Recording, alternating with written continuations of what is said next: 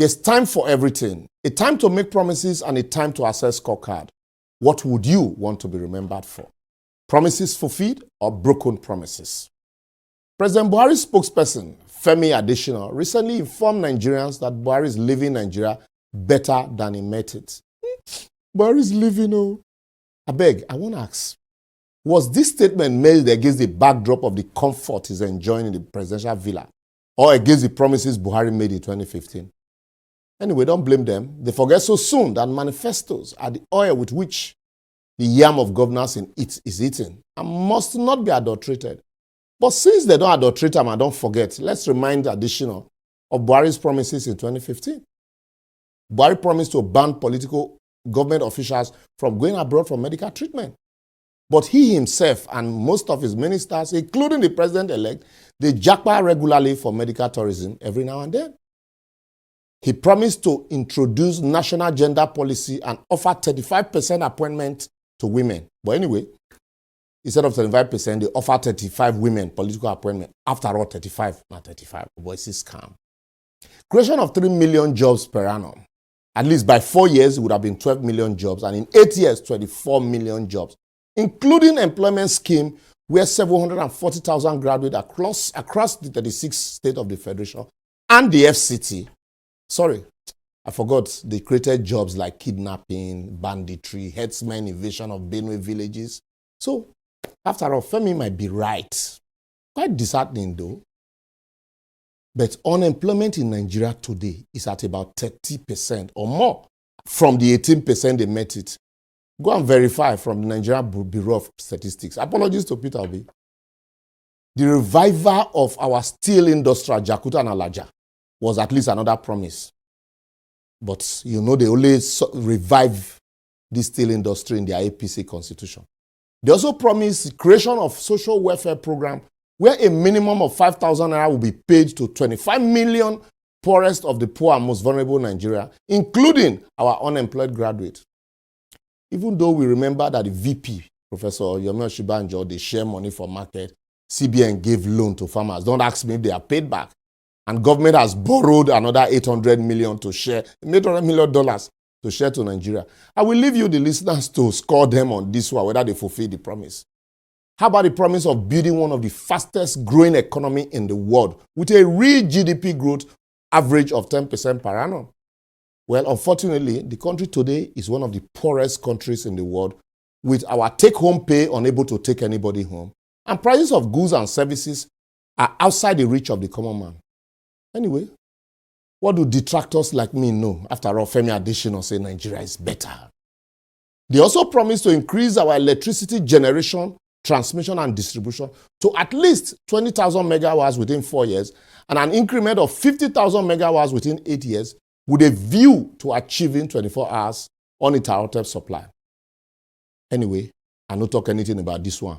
But it is obvious that Buhari scammed unsuspecting voters because till now, our total installed capacity is 7,500 megawatts and we have not been able to distribute more than 5,000 megawatts. Better well, Bros Femi say, we are better off. We hope so. I can't even believe that this government had promised to upgrade all federal-owned hospitals to world-class facilities and increase the number of medical doctors from 19 to 1,000 persons to at least 50 to 1,000 persons. And not only jackpotting for medical tourism as the hospitals are worse off, but they are also struggling to hold down the few medical doctors from jackpotting as a result of poor condition of service, abysmal remuneration, and lack of facility. But really, it's not funny. You couldn't increase the numbers you met, yet you are still unable to keep the few ones available. And yet, Femi believes we are ungrateful for saying we are not better off. Anyway, Goodluck Jonathan will be laughing by now. We are all crying. Buhari's leaving.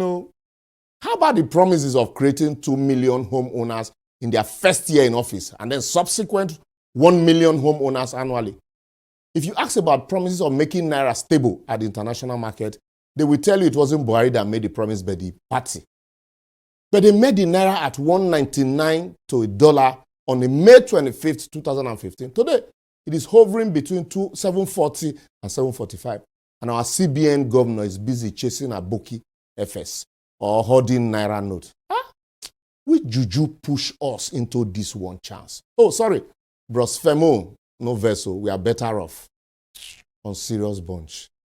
The unkept promises, plentiful, including amending the constitution to remove immunity for governors and president, providing full disclosure to the media of all government contracts above 100 million naira prior to award and during implementation, creation of commodity board to ensure best practices for selected crops. At least I know that one. I listened to Oshibanjo. Consolidation of INEC to reduce and possibly eliminate electoral malpractices. Even INEC themselves now, they're confused whether they have improved, progressed, or retrogressed. I'm really trying hard to look at the positive of this government that made Pastor Femi Adesina claim that Buhari has left Nigeria better than he met it.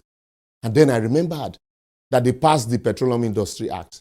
Even though the implementation is topsy-turvy, they promised to eradicate Boko Haram, though, and bring back our guests. But 9 years after, some of our guests are still in captivity, even though our military men are trying daily to suppress and defeat Boko Haram and the general security with the best they can. I also remember that they built the second Niger bridge and built more railway than the previous government. But the only thing they say, the railway now became so unsafe that it turned into a kidnapping den. May God rest the soul of Nigerians that died, both the military and civilians, for no fault of theirs but the fact that they are Nigerians.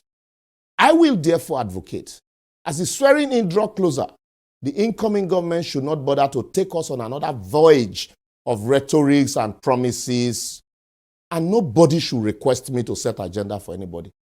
Let them just start from the party, not just start from the party manifestos, but from the unkept promises of APC and Buhari government that Nigerians subscribed to pre-2015, but ended up as weapon of mass deceit by APC and Buhari. Once they do that, at least we'll start on a good trajectory. That's all for today. Until next week, when we come your way, keep the faith by kindly checking out our various social media platforms shown on your screen for previous episodes. Remember, you can't force peace. Just ensure we all have equal right and justice, and we all have peace. See you next week.